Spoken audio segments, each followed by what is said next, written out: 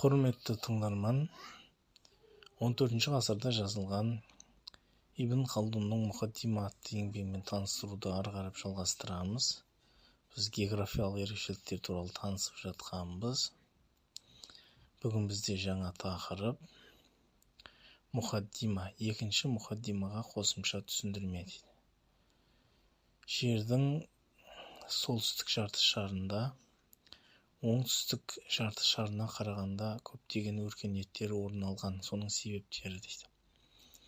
Жалпы жер экватордан екіге бөлінеді. Солтүстік жарты шар және оңтүстік жарты шар деп. Сол оңтүстік жарты шарға қарағанда солтүстік жарты шарда көптеген өркениеттер орын алған дейді. Соның себептері не үшін солтүстік жарты шарда көптеген өркениеттер орын алды? Осының себептерін анықтаймыз дейді.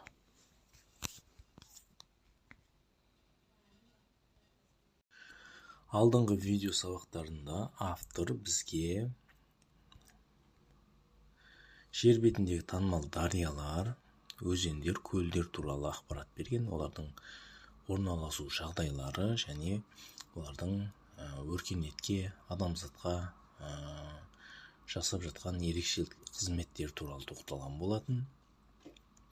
Бүгін автор бізге жер шарының оңтүстік және солтүстік болып екі жарты шарға бөлінетіндігі, оның себептері, не үшін жер бетінде суық болып қыс болады, не үшін жер бетінде ыстық болып жаз болады, оның қандай себептері бар екендігін ғылыми көзқарас ретінде көрсетпекші.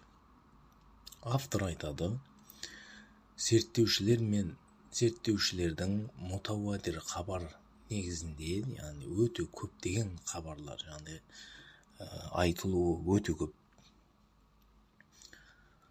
Солтүстік климаттың бірінші және екінші бөлігі басқа аймақтарға қарағанда өркендеу мен гүлденуге ілесуі баяу дамиды. Бұл жерде айтып жатқаны автор, жер экватордан екі шеңберге бөлінеді. Солтүстік жарты шеңбері, оңтүстік жарты шеңбері. Енді осы экваторға параллель сызықтары бар. Оларды ендіктер деп атайды. Соның бірінші параллель және екінші параллель сызық аймақтарында өркениеттер өте баяу дамиды деп айтып жатыр. Тіпті бұл 19 ғасырға дейін жалғасқан. Мысалы, Малайзия деген сияқты экваторға жақын аймақтар негізінен 19 ғасырдан кейін ғана дамыған, оған дейін дамымаған. Соның себебі не үшін ол жерде өркениеттер баяу болады? Соны айтпақшы. Өйткені бірінші және екінші климаттық белдеулер өркениеттің дамуына қолайсыз. Мұнда тіршіліксіз құмды, шөлді аймақтар саналады. Олардың шығыс тарапында Үнді мұхиты жайғасқан. Бірінші және екінші климаттық белдеулердің тұрғын халқы көп емес. Тіпті үлкен қалалар мен қыстаулар да жоқтың қасы. Яғни экваторға жақын бірінші параллель мен екінші параллель сызық аймақтарында халық саны аз, жері қолайсыз, шөлді, және қала қыстақтар өте аз. Ал үшінші, төртінші климаттық белдеулер болса, керісінше, мұнда бос аймақтар өте аз. Құмды, шөлді аймақтар мүлде жоқ. Халық саны болса, шектен тыс көп. Яғни, экваторға жақын бірінші, екіншіден кейін, үшінші, төртінші ендік сызықтарында өркениеттер өте көп. Өйткені өмір сүруге қолайлы. Қалалар мен қыстақтардың саны да өте көп. Өркениет өз орталығы үшін үшінші және алтыншы климаттық белдеулер аралығында орналасқан. Яғни, автордың айтуы бойынша экваторға параллель бірінші, екінші сызықтан кейін үшінші және алтыншы ендік сызықтар аралығындағы аймақтар негізінен өркениетке қолайлы. Ал алтыдан кейін аймақтар, ол жағы уже суық аймақ. жетінші аймақтар өмір сүруге қолайсыз аймақтар болып саналады дейді.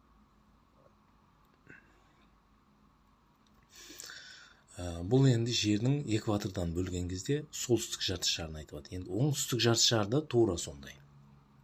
Оңтүстік аймақтар болса, адамсыз бос жатыр. Көптеген философтар мұның себебін оңтүстіктегі шектен тыс ыстық пен күннің жерге тікелей түсуі, еш жаққа ауытқымай тұруына байланысты екендігін айтады. Яғни күн өте қатты ыстық, күйдіріп жібереді. Ал олай болса, осы пікірдің ақиқатын талдап көрейік. Осылайша үшінші, төртінші климаттық белдеулердің өркениеттердің көп болуы мен ол өркениеттердің бесінші, алтыншы және жетінші климаттық белдеулерге дейін созылып жайғасу себебі түсінікті болады дейді. Яғни оңтүстік жарты шарға қарағанда солтүстік жарты шарда не үшін өркениеттер кең тараған деген мәселені талқылау үшін осындай әңгіме бастасақ дейді. Оңтүстік және солтүстік полюстер көлденеңнен екіге бөлінеді. Батыстан шығысқа қарай бағытталған үлкен шеңбер жасайды. Бұл шеңбер муддатун нахр, теңдеу нүктесі деп аталады.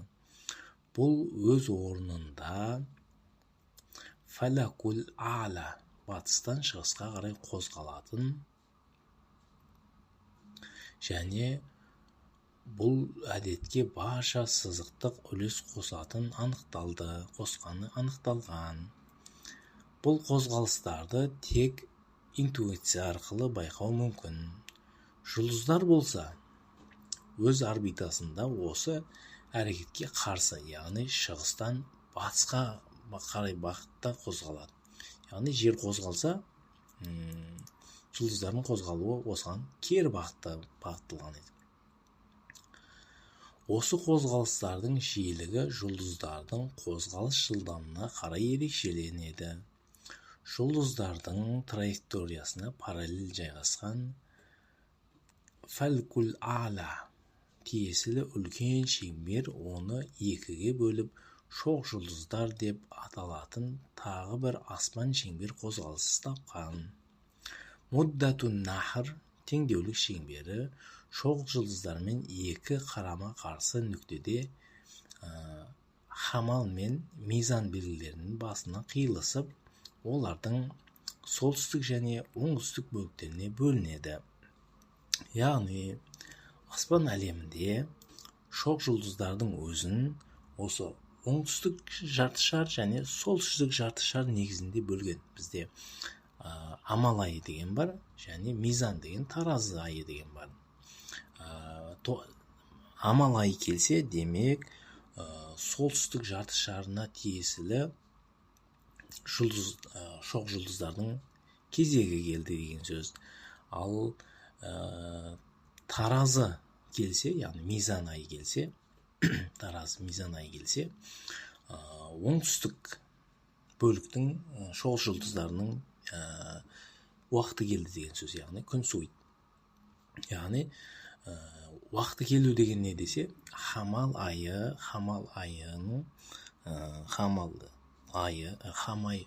жұлдызы, яғни экваторлы сызығына дәлмен-дәл келген кезде амал айы басталады.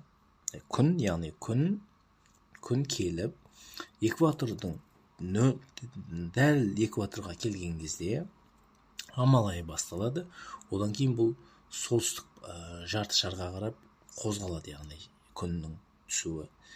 Ал кері қайтып бара жатқан кезде, мизан айы болған кезде күн дәлме-дәл экваторға келеді. Яғни экваторға күн жылына 2 мәрте дәлме-дәл экваторға келеді. Осыны түсіндіру үшін осындай сөздер айтып жатырмын.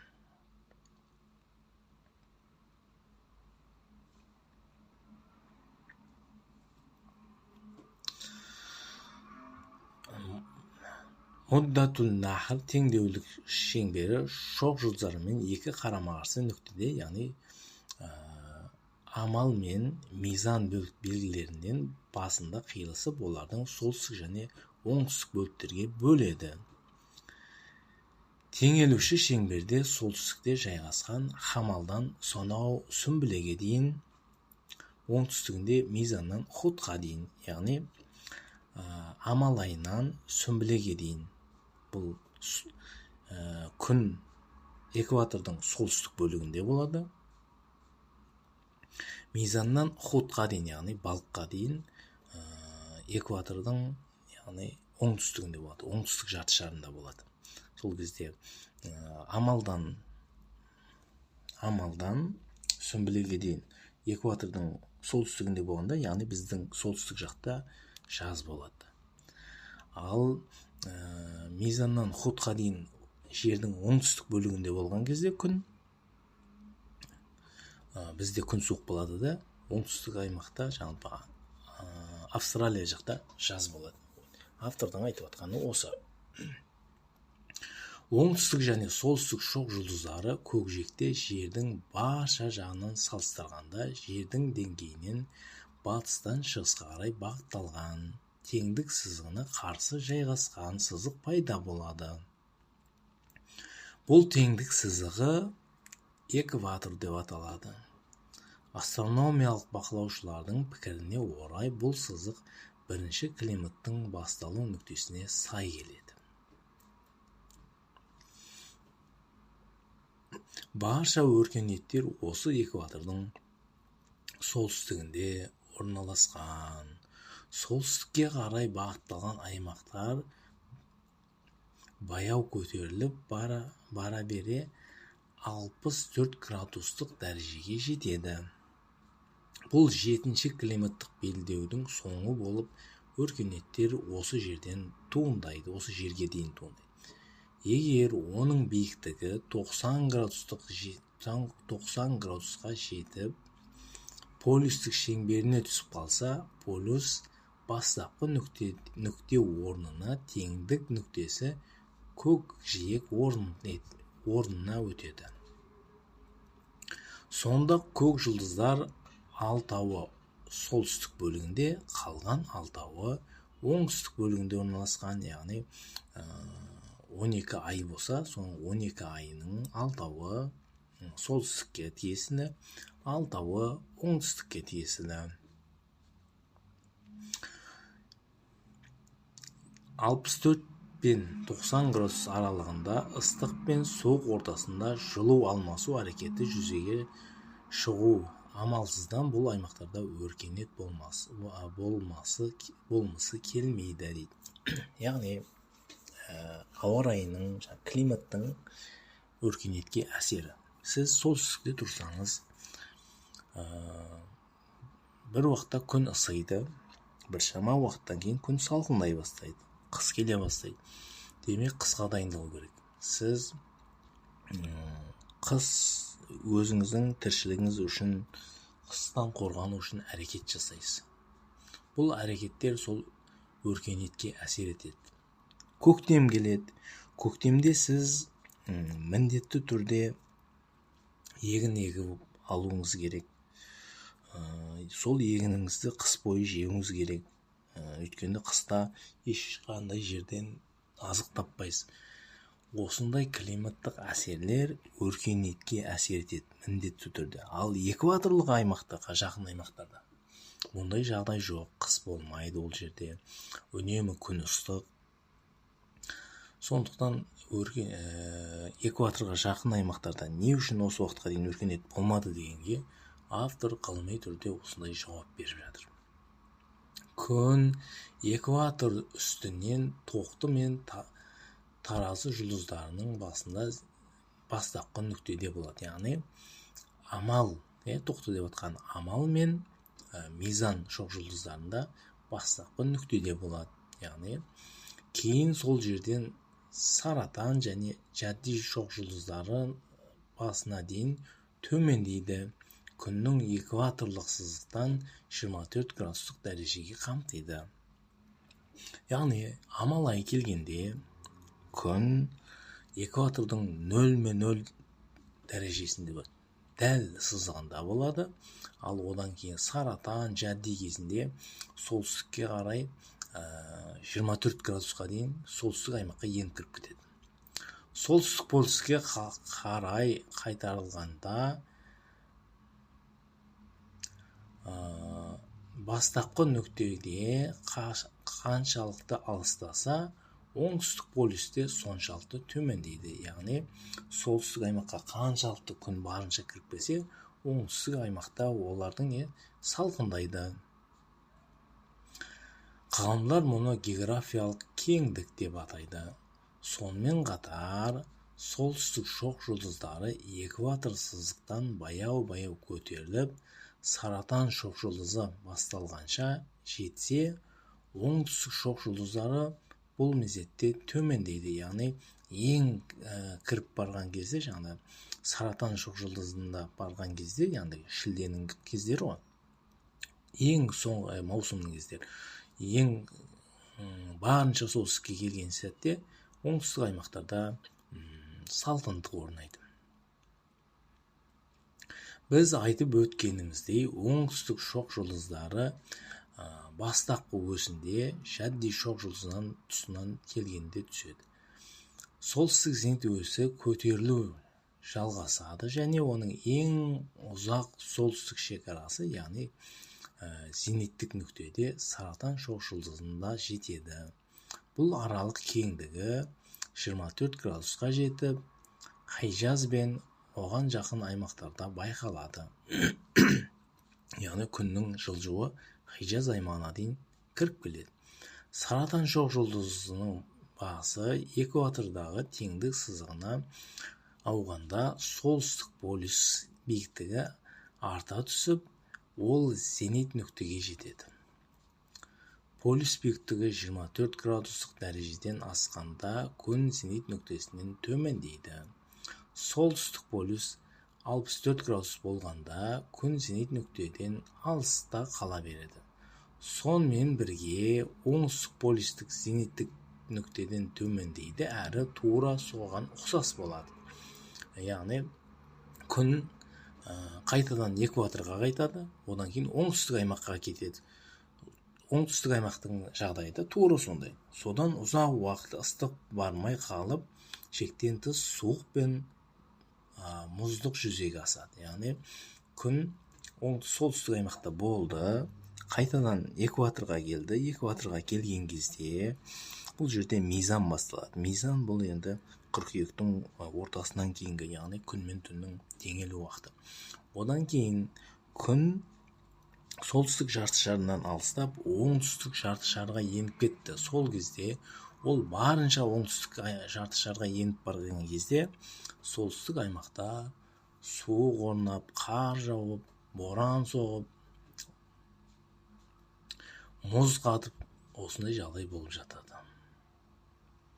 Осы себептен табиғи өсу тоқтайды, яғни күн суық кезде солтүстік аймақта табиғи өсу болмайды. Күн зенит нүктеге жеткенде, немесе оған жақындағанда, оның нұрлары тура бұрыш болып түседі. Яғни жерді ыстатын ол күннің нұры дейді. Тікелей бұрыш болып түскен нұрлар күшті болып, көптеген ортаны ертеді. Сол себептен күн зениттік нүктеге жақындағанда ыстық басқа аймақтарға қарағанда күштірек болады. Яғни күннің нұры тікелей түскен жерде күн ыстық болады. Себебі күн нұры ыстықтың басты себебі болып саналады. Яғни күннің не үшін ыстық болады десе, күннің тікелей түсуі, нұры қатты тікелей түссе, бұрыш болып түссе, демек салқындайды. Ал тікелей түссе, күн ысиды. Күн болса экватор сызығына жылына 2 рет келеді дейді. Жаңа атап өттік, ол амал айы туғанда экваторға келеді, және мизан айы, таразы айында туғанда шоқ жұлдызының, яғни бұл кезде амал айы туған кезде күн оңтүстіктен солтүстік жарты шарына қарап өтіп бара жатып экваторға келеді. Ал мизан айы туған кезде солтүстік жарты шардан оңтүстік жарты шарға қарап өтіп бара жатып яғни күн мен түннің, бұл жерде айтып жатқаны күн мен түннің теңелуі. Қазақта да сөз бар: сүмбіле туса, су суиды, мизан туса, таң суиды. Яғни мизан деген таразы. Ыстық енді қалыпты жағдайға енеді. Күн саратан немесе жадди шоқ жұлдыздар басында жылжуы тоқтатады және зенит нүктелері тарапынан көтеріле бастайды. Яғни саратан мен жадди шоқ жұлдызында күн солтүстік аймаққа барынша жетіп, өзінің бастапқы негізгі нүктесіне жетіп, қайтадан кері қайта бастайды. Экваторға қарап кері қайта бастайды. Сонда нұрлардың вертикал түсуі ұзақ уақыт жалғасады. Бұл болса ауаның шектен тыс қызуына алып келеді. Сонымен күн жылына 2 рет экватор және 24 градустық теңдік аралықта зенит нүктеде келеді екен. Бұл жерде күн нұрлары экватордың күшті болады. Мұндай шектен тыс қатты ыстық ауа құрғақ, сусыз бір мұхит пайда болады. Және табиғи өсудің алдын алады. Шектен тыс ыстық су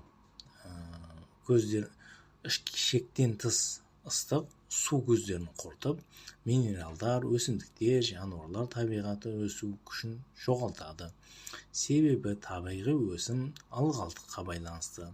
Саратан шоқ жұлдызы 25 градус кеңдікте және одан жоғарырақ зениттік нүктесіне төмен сырғыса, күн де бұл нүктеден ұзақтауы әрі ыстық қалыпқа келуі орын алады. Бұл сәтте табиғи өсім қайта жанданады. Құрметті тыңдарман, бүгін біз не үшін солтүстік аймақтарда өркениеттер бар дегенге, жалпы өркениетке климаттық әсерлер, яғни әр жердің өмір сүруге қолайлы климаттардың болуы, қай жерде қыс болады, жаз болады, көктем болады, күз болады, яғни қай жерде 4 мезгіл бар, бұл жерлерде өркениеттер көп болады. Себебі адам қысқа қарсы тұру керек, көктемге қарсы тұру керек, жазда өз тірліктерін істеу керек. Ал үнемі жаз болып тұратын жаңағы экватор және экватордың жақын параллель бірінші сызық, оған жақын екінші параллель сызық, солтүстігі және оңтүстігінде бұл аймақтар, яғни күннің ары-бері қозғалып жүретін жер болғандықтан, үнемі ыстық болғандықтан бұл жерде өмір сүру қолайсыз деген. Тіпті осы Малайзия аймақтары болсын, көптеген бұл экваторлық аймақтарға өркениеттердің келуі негізінен 19 ғасырдан кейін болды деп кейінгі ғалымдар мәлімдеме жасаған.